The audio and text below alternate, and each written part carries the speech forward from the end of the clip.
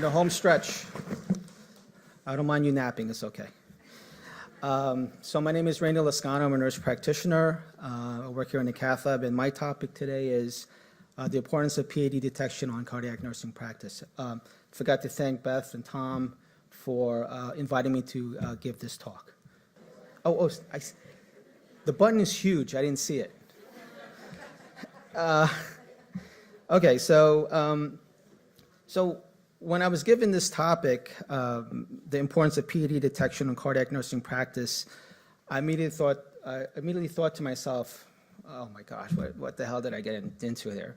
Because I'm just so used to talking about vascular devices and vascular anatomy and all that stuff, but this is an entirely new thing for me. So what did I do to get some information for my talk today is, what regular, like everybody, everyday people do, they go to Google. So I went ahead and Googled PAD, cardiac, cardiac nursing practice and all so forth. And what's surprising to me, what I came out with is that healthcare professionals like us, nurses, NPs, PAs, are not fully aware how peripheral vascular or peripheral arterial disease impacts so many of our patients, especially in the cardiovascular space. And that the nurses, PAs, and NPs are in a unique position to monitor and detect lower extremity PAD in both inpatient and outpatient setting. So my hope is here today is to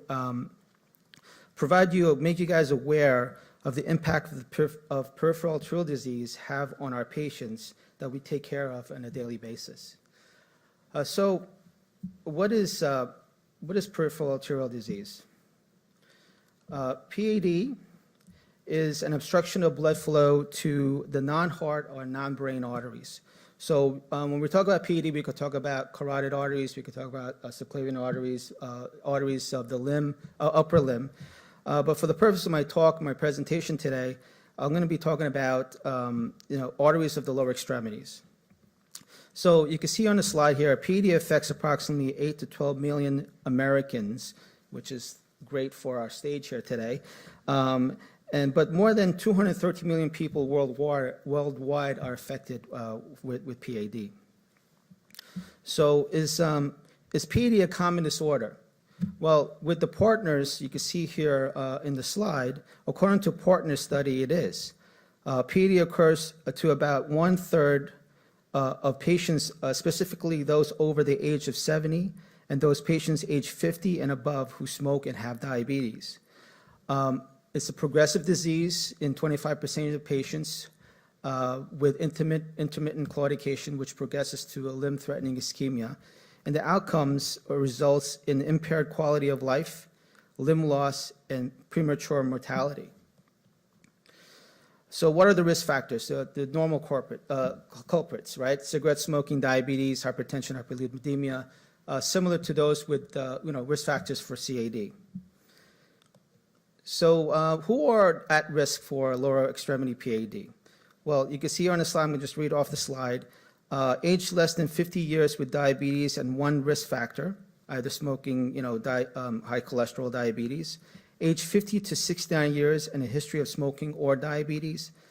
Age 70 years and older. Patients who have leg symptoms, either suggestive claudication or ischemic rest pain. Abnormal lower extremity pulse examination. And patients with known CAD or renal artery disease. So how do we screen for these patients that come to our clinic? So history and physical is very important. Assess risk factors, skin integrity, excess capacity, so forth. Comprehensive vascular examinations, checking pulses, radial pulses, and so forth. And the crux of it is really the non-invasive diagnostic testing. So we're going to talk about ABI, segmental pressures, and arterial ultrasounds. CTAs and MRAs are also good non-invasive diagnostic testing to ascertain what PAD is all about, but that's more of a hospital setting, so I won't touch on that today. So what are the guidelines? So patients who are at risk, which we discussed earlier in that previous slide, gets an ABI index, ABI measurement, which is a ACC/HCA guideline. So what is an ABI? So an ABI is the ratio of a higher brachial systolic pressure and a higher ankle systolic pressure for each leg. And you can see in the illustration there how the test is performed. You plug the numbers into this equation, and you get a value. So a value of 1.0 to 1.29 is considered normal. 0.9 to 0.99 is considered borderline for PAD, and 0.41 and to 0.90 is considered mild to moderate disease. Less than or equal to less than 0.40 is considered severe disease. So you can see the ankle brachial index is about 95% sensitive and 99% specific for PAD. It establishes the PAD diagnosis and it identifies the population at high risk, which was listed here, which we discussed earlier. So in addition to ABIs, we could also perform segmental pressures, which is a test that measures blood flow within the arteries. And as you can see here with the illustration, the patient is wrapped with pneumatic blood pressure cuffs in different areas of the lower extremity. And those cuffs ascertain pressures between the levels of the cuffs and between the levels of the extremity. So as you can see, greater than 30 millimeters of mercury of drop between the levels may indicate PAD. And anything greater than 20 millimeter mercury of pressure between the limbs may indicate one limb is more severe than the other.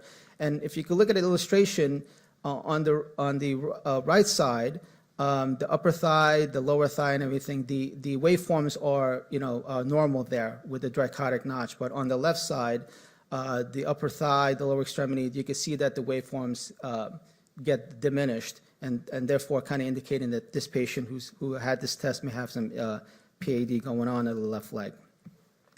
The other non-invasive testing that we're talking about here is this arterial duplex. It's a non-invasive method to evaluate the blood vessels of the lower extremities. It can obtain both anatomical and hemodynamic information, and the anatomical details such as vessel wall, intramural obstruction lesions, and perivascular comprehensive structure can be obtained by arterial duplex. So key takeaways for my talk really is early detection of PAD. It is clear that peripheral atherosclerosis remains an important marker of mortality from other cardiovascular causes such as MI and stroke. Early detection is important. Patient's history, physical examination, and non-invasive testing. We have to modify the risk factors as shown here. And educational awareness helps reduce the size of this underdiagnosed population and to improve prognosis. The direct impact of lower extremity disease on quality of life is often masked by typical slow, steady progression of the disease. Many patients who have mild symptoms may alter their activities to accommodate the changes of the peripheral arterial flow. And increasing awareness of peripheral arterial disease through screening, early treatment, and education can help to improve the quality of life and significantly reduce the morbidity and mortality of these patients. Thank you for your time. Does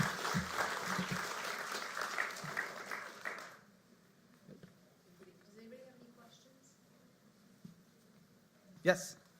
Terry, give me a hard time.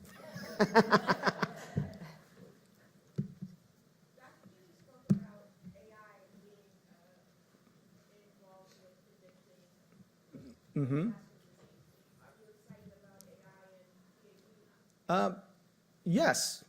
I mean, AI is an upcoming kind of innovation that will definitely help us in our practice. There's some barriers, like Dr. Kinney presented this morning about, calcium and how could they detect calcium and different types of plaques. So that might be a barrier to getting AI into peripheral arterial disease, but, it's certainly a good innovation that we could put into peripheral arterial disease management, for sure. So you did see something coming up in your... I haven't really seen much, and I haven't really researched it much, but and I haven't really heard much about it. But it would be a nice thing to incorporate when it does come up. And, I guess, what happens is PAD is like the stepson for CAD, You have a lot of CAD already with their studies and so forth, and you can see that with Dr. Sharma with all the studies for CAD. But, PAD is really an infant type kind of upcoming disease process that we have to really kind of worry about and think about because it's not as elaborate as CAD is, So it may come. I guess it may come when CAD establishes that AI. It may incorporate down into the PAD system, yeah. That's a great Thanks, Terry. Thanks for the question.